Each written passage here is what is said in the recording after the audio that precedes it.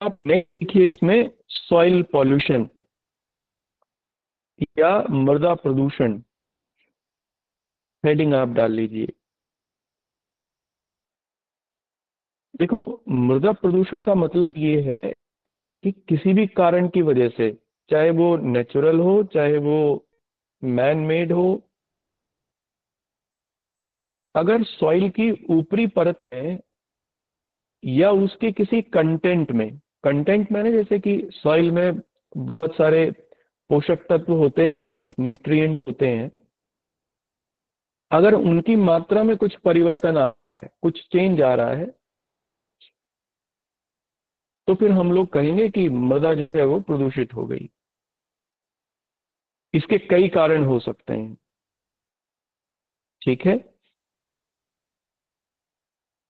जैसे जैसे इंपॉर्टेंटली दो तीन तरीके के कारण हो सकते हैं। जैसे फिजिकल लेवल पर भी ये बदलाव हो सकता है। फिजिकल लेवल पर उसमें कोई चेंज आ जाए, केमिकल लेवल पर उसमें कोई चेंज आ जाए। फिजिकल लेवल पर चेंज माने कि मान लो कहीं पर जैसे लैंड स्लाइडिंग की सिचुएशन बनी, लैंड स्लाइड कर गई नीचे, तो जो लैंड की ऊपरी परत थी वो समाप्त हो गई, फिजिकल चेंज आ गया। अब वहां पर कोई पेड़ पौधा उगेगा नहीं। तो ये मृदा प्रदूषण का उदाहरण है। पहाड़ों में लैंड स्लाइडिंग आपको खूब देखने को मिलती है। वायु से भी हो जाती है, एयर से भी, ये भी फिजिकल चेंज होगा। जैसे जिन क्षेत्रों में हवाएं तेज चलती हैं, उन क्षेत्रों में आपको ज्यादा रेगिस्तान देखने को मिलेंगे, डेजर्टिफिकेशन उनमें ठीक ठाक देखने को मिलता है। कारण यह है कि तेज हवा मिट्टी की ऊपरी परत को उड़ा के ले जाती है अपने साथ में, और ये परत ही उपजाऊ होती है। इसी में सबसे ज्यादा न्यूट्रिएंट होते हैं, क्योंकि ये ऊपरा हिस्सा है, बिल्कुल ऊपरी हिस्सा, और इसी में पोषक तत्व मिलते रहते हैं। ह्यूम्स वगैरह की मात्रा इसी में सबसे ज्यादा रहती है। यही खत्म हो गई तो पॉल्यूशन हुआ। जैसे अगर आप देखें चंबल नदी की घाटी में मृदा अपरदन का यही कारण है, सॉइल इरोजन का एक यही कारण है। चंबल में इसीलिए बीहड़ पाए जाते हैं, रेवाइंस मिलते हैं। तो ये भी एक स्रोत है। रासायनिक स्रोत भी हो सकता है, केमिकल लेवल पर भी। मान लो हम लोग फर्टिलाइजर्स यूज करते हैं, लेकिन बहुत फर्टिलाइजर अगर यूज यूज कर दे तो फिर जो मिट्टी का एक कंपोजिशन है वो चेंज हो जाएगा उसमें न्यूट्रिएंट्स का। That is also a pollution. तो बहुत सारे कॉजेज हो सकते हैं पॉल्यूशन के, विशेष तौर पर मृदा प्रदूषण के। अच्छा, एक और है, जैसे अम्लीय वर्षा, एसिडिक रेन, ये भी सॉइल पॉल्यूशन करती है। क्योंकि अम्लीय वर्षा की वजह से मिट्टी में अम्ल की मात्रा बढ़ जाती है, एसिड की मात्रा सॉइल में। और ये क्या करेगा, पीएच वैल्यू कम हो गई। पीएच वैल्यू कम हो गई तो फिर एसिडिक होगी सॉइल, और उसमें कुछ उगेगा नहीं। तो आप देखोगे कि जो बड़े औद्योगिक नगर हैं उनके चारों ओर सॉइल में बड़े लेवल पर ये देखने को मिलता है, सॉइल पॉल्यूशन या सॉइल डिग्रेडेशन। वहां जो फसलें हैं वो ठीक ठाक होती नहीं। ये सारे उदाहरण सॉइल पॉल्यूशन के हैं। डेजर्टिफिकेशन या बढ़ता हुआ डेजर्टिफिकेशन, मरुस्थलीकरण, इसका एक प्रमुख उदाहरण है इस समय। इसकी एक इम्पॉर्टेंट टेंडेंसी है। और जो कोप हुई थी 1992 में, उसमें डेजर्टिफिकेशन को रोकने के लिए एक संधि हुई थी। वो सीधे तौर पर मृदा प्रदूषण से संबंधित है, ये हम लोग आगे देखेंगे। ठीक है, 1992 की अर्थ समिट में देखेंगे। और शायद भारत के पास उसकी अभी अध्यक्षता थी 2021 या 22 में, उसका समिट भी दिल्ली में हुई थी। आ, देखो मेरे बिल्कुल याद नहीं आ रहा, नेशनल कॉन्फ्रेंस ऑन डेजर्टिफिकेशन करके, नेशनल नहीं, इंटरनेशनल कॉन्फ्रेंस ऑन डेजर्टिफिकेशन करके, United nation conference on desertification करके एक समिट हुई थी। उसकी अध्यक्षता भारत के पास ही थी। आप देखोगे नेट पर तो मिल जाएगा, 2021-22 में हुई थी वो। दिल्ली में ही समिट हुई थी उसकी। वो इसी से रिलेटेड है। ठीक है। Generally, the quality of soil changes. Generally, the quality of soil changes due to these cause. ठीक है। सबसे पहला लिखना, ये इस समय सबसे खतरनाक प्रकार का कॉज है। और ये जो कॉज है इसके पीछे भी कई कारण हैं। तो कॉज के पीछे भी कॉज है, देखेंगे इसे आगे। पहला लिखना मृदा अपरदन। मृदा अपरदन, सॉइल इरोजन कहते हैं इसे। देखो सॉइल इरोजन का मतलब क्या है। सॉइल इरोजन का मतलब है, जो मिट्टी आप ऊपर की देखते हो ना, ये 4 से लेके 5 सेंटीमीटर तक की मोटाई तक ही उपजाऊ होती है, एक्सट्रीम फर्टाइल होती है। 4 से 5 सेंटीमीटर, केवल 4 से 5 सेंटीमीटर, याद रखना। उसके नीचे अगर जितना भी जाएंगे तो इसकी सॉइल फर्टिलिटी में कमी आने लगती है। और लगभग 6 इंच की गहराई के बाद सॉइल फर्टिलिटी समाप्त ही हो जाती है। अगर 4 से 5 सेंटीमीटर ऊपर की मोटी परत किसी वजह से भी समाप्त हो जाए, खराब हो जाए, टूट जाए, या नीचे की मिट्टी ऊपर आ जाए, ठीक है, तो मृदा, इसी को हम लोग मृदा अपरदन कहते हैं या सॉइल इरोजन कहते हैं। कब आ सकती है ऊपर की मिट्टी, कब खराब हो सकती है? बाढ़ से बह जाए, ठीक है, हवा उड़ा के ले जाए। पहाड़ी क्षेत्रों में तेजी से कोई बारिश होती है, तब भी ऊपर की मिट्टी कट जाती है। इसीलिए पहाड़ी क्षेत्रों में बाड़ बनाते हैं खेतों के चारों ओर, मिट्टी को रोकने के लिए, उसे कटाई रोकने के लिए। पेड़ पौधे लगा देते हैं मेड़ों के चारों ओर, जिससे तेज बारिश के दौरान जब पानी बहकर जाए तो फिर ऊपर की सॉइल को ना खराब करे। तो इसके कई कारण हैं ये, हवा और पानी, ये दो प्रमुख कारण हैं सॉइल इरोजन के। हैं ये नेचुरल, लेकिन जुड़े हुए हैं मानव से ही। आपको देखने में अब मिलता होगा कि बारिश बहुत तेज होती है, अगर थोड़ी देर के लिए होगी लेकिन बहुत तेज होगी, कम होगी पर बहुत ज्यादा तेजी से हो जाएगी। ये सॉइल इरोजन करती है। तेज बारिश, तेज हवा सॉइल इरोजन करती है। यानी क्लाइमेट चेंज अगर किसी वजह से है तो फिर ये सॉइल इरोजन बढ़ेगा। और अगर सॉइल इरोजन बढ़ा तो डेजर्टिफिकेशन बढ़ेगा, मरुस्थलीकरण बढ़ेगा। ये प्रमुख कारण है। आई बात समझ में? ठीक है ना। जब भी मरुस्थलीकरण बढ़ेगा, डेजर्टिफिकेशन बढ़ेगा, तब तब सॉइल में मॉइस्चर की कमी हो जाएगी। देखो जितने ज्यादा न्यूट्रिएंट सॉइल में होते हैं बैलेंस्ड, सॉइल की मॉइस्चर एब्जॉर्ब करने की क्षमता उतनी ही ज्यादा होती है। सॉइल की मॉइस्चर एब्जॉर्ब करने की क्षमता जितनी ज्यादा है, इसका मतलब वो उतने ही लंबे समय तक पेड़ पौधों को पानी उपलब्ध करा सकती है। इसका मतलब खूब हरियाली हो सकती है, खूब पेड़ पौधे उग सकते हैं। मान लो सॉइल की वाटर रिटेनिंग कैपेसिटी कम है, ये कब होगा? जब न्यूट्रिएंट्स कम हो जाएंगे ऊपर उसमें। तो फिर क्या होगा, जल्दी जल्दी उसमें या तो पानी लगाना पड़ेगा, या फिर मतलब पेड़ों पौधों को पानी की मात्रा कम प्राप्त होगी, वो कम ग्रो करेंगे। तो बड़ी सीधी सी बात है, अगर किसी भी तरीके से सॉइल डिग्रेडेशन, सॉइल इरोजन है, तो फिर उसमें ऊपरी परत में पोषक तत्वों की कमी होने लगती है, जिससे क्या होगा, मिट्टी की नमी धारण करने की क्षमता कम हो जाती है, वाटर रिटेनिंग कैपेसिटी। और जिसकी वजह से क्या होगा, मरुस्थलीकरण बढ़ता है। ठीक है। तो अब मृदा अपरदन हुआ। अब इसका अगला लिखो, इसका अगला कारण क्या होगा? मृदा में नमी एवं पोषक तत्वों की कमी हो जात हो का होना, यह भी एक पॉल्यूशन है। मृदा में पोषक तत्वों अथवा नमी का कम होना। पोषक तत्वों, बल्कि ह्यूम्स भी लिख, क्योंकि ह्यूम्स भी कहाँ मिलेंगे?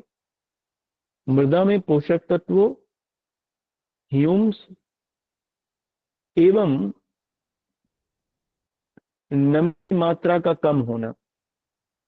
Decreasing of Hume's, nutrients, decreasing of Hume's nutrients and moisture in soil. ठीक है, तो एक ये हुआ। अब ये किसी भी वजह से हो सकती है, ये कारण किसी भी वजह से हो सकता है। नेक्स्ट लिखिए अम्ल वर्षा, एसिडिक रेन। अम्ल वर्षा या एसिडिक रेन, हमने ये पढ़ा ही है पहले। एसिडिक रेन खराब करेगी। ठीक है, नेक्स्ट लिखिए वनोन्मूलन या वनों का समाप्त होना, degradation of forest. Degradation of forest, देखो पेड़ पौधे मिट्टी की ऊपरी परत को खराब होने से बचाते हैं, क्योंकि उनकी जो जड़ें हैं वो उसे जकड़ के रखती हैं ऊपर की सॉइल को। अगर ये नहीं है तो परेशानी होगी। इसलिए अगर पहाड़ी क्षेत्रों में इसीलिए पेड़ पौधे लगाए जाते हैं खूब मेड़ों पर, क्योंकि वहां ज्यादा तेज पानी का कटाव होता है, बहाव होता है, जिससे ऊपर की सॉइल ना चली जाए। तो अगर किसी तरीके से भी फॉरेस्ट डिग्रेडेड हो रहे हैं तो it would be a cause of concern, क्योंकि ये सॉइल इरोजन को बढ़ा देगा। तो आप लिखिए वनोन्मूलन या डिग्रेडेशन ऑफ फॉरेस्ट।